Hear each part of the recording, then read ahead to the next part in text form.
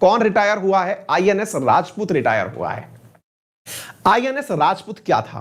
तो मेरे प्यारे साथियों, एक एक करके सारी बातें बताऊंगा। इंडियन नेवल सर्विसेज से आईएनएस राजपूत जो है वो रिटायर हुआ है 41 सर्विसेज के बाद। ये पानी का एक युद्धक लड़ाकू जहाज था।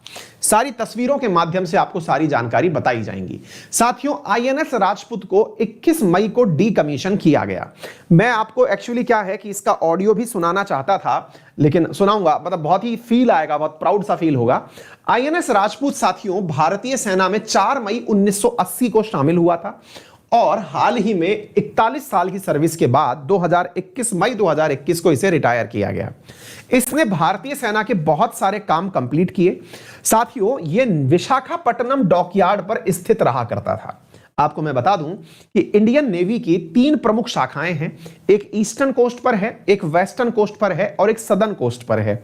ईस्टर्न कोस्ट पर जो इंडिया मतलब ईस्टर्न कमांड है भारतीय नेवी की, उसका मुख्यालय विशाखापट्टनम में है।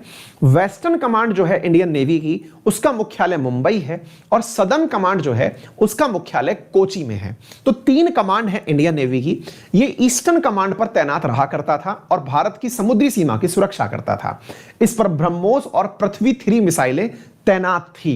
मेरे प्यारे साथियों, ये वो राजपूत है, आईएनएस राजपूत है, जिसने श्रीलंका हो या मालदीव्स, वहां पर बड़े बड़े, मैं आपको बताऊंगा कि कौन कौन सी चीजें इसने कंप्लीट करी हैं। आपको पता चलेगा। ऑपरेशन कैक्टस, ऑपरेशन पवन आदि इसके द्वारा कवर किए गए हैं। साथियों, ये हमने यूएसएसआर से लिया था। यूएसएसआर से पुराना लिया था या नया? ये बिल्कुल नया लिया था। यूएसएसआर में इसे नादेजनी के नाम से जाना जाता था। हमने इसे परचेज किया था और ये परचेज किया गया था 1978 में ये बनकर आया था और 1981 में हमारे पास कमीशन हो गया था। मैं इसका ऑडियो भी सुनाना चाहता था, पता नहीं सुनने में आ जाए या नहीं।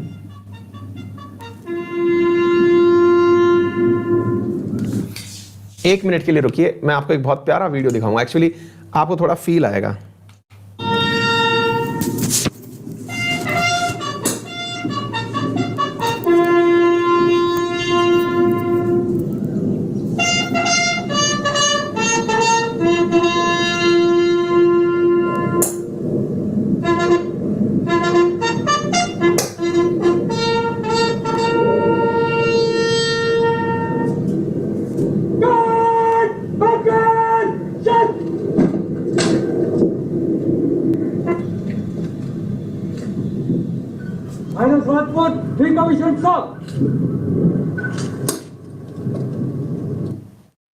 उम्मीद है आपने लास्ट में पहुंची हुई जो बात थी वो जरूर सुनी हो। लास्ट में वो बोलते हैं कि INS Rajput D commissioned sir.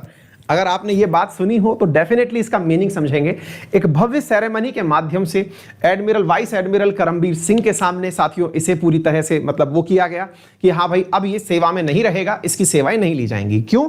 क्योंकि अब ये पुराना हो चुका था। 1977 में पहली बार ये पानी में उतरा था और 1980 में भारतीय नौसेना में इसे शामिल किया गया था और इसने बहुत सारे मिशन को सावधानी पूर्वक और कामयाबी के साथ कंप्लीट भी किया हुआ था।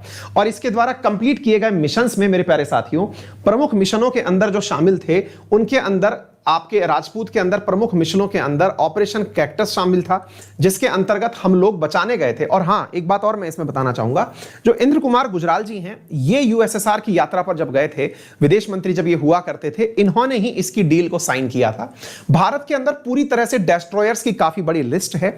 ये राजपूत क्लास का मिसाइल डेस्ट्रॉयर था और राजपूत के अंदर 4 हमारे पास में मिसाइल डेस्ट्रॉयर हैं, मिसाइलों को खत्म करने वाले हैं। एक का नाम आईएनएस राजपूत है, दूसरे का नाम आईएनएस राणा, तीसरे का नाम आईएनएस रणवीर, चौथे का नाम रणविजय है। साथियों, भारत के अंदर 3 कमांड एरियाज हैं। कौन कौन से हैं तो यहां पर देख लीजिएगा। Eastern naval command, southern naval command और वेस्टर्न नेवल कमांड। ये मैं सारी जानकारियां आप लोगों को दे चुका हूं।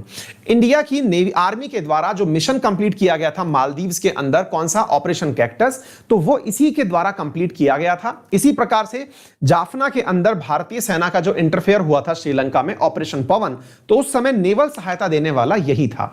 इसके ऊपर ब्रह्मोस मिसाइल तैनात थी, जो कि दुनिया की सबसे तेज क्रूज मिसाइल कंसीडर की जाती है, और इस पर पृथ्वी मिसाइल भी तैनात थी, जो कि दुनिया की तेज तो नहीं, लेकिन हां IGM-DB प्रोग्राम के तहत जिसका निर्माण हुआ था, ये धरती से धरती पर मार करने वाली मिसाइल है।